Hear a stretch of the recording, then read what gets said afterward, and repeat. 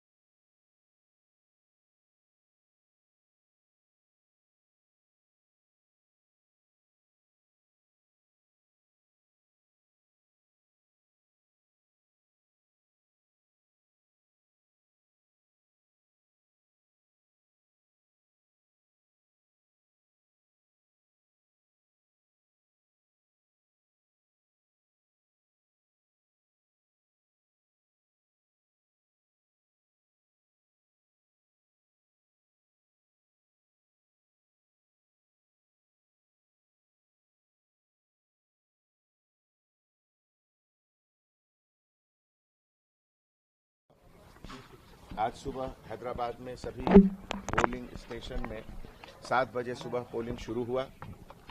Public में बहुत excitement है। आज हमने भी अपने फैमिली के साथ, वाइफ के साथ और हमारे लड़के के साथ अंबरपेट में यहाँ पोलिंग किए। और पब्लिक को भी मैं रिक्वेस्ट करता हूँ कि आज आप लोग ज़रूर आइए। यहाँ प्रोसेस बहुत सिंपल और बहुत स्ट्रेट फॉरवर्ड है। मुश्किल से 10 मिनट में सब काम हो जाता है। आप आकर वोट करिए। हमारे डेमोक्रेसी के लिए आपका वोट बहुत ज़रूरत है।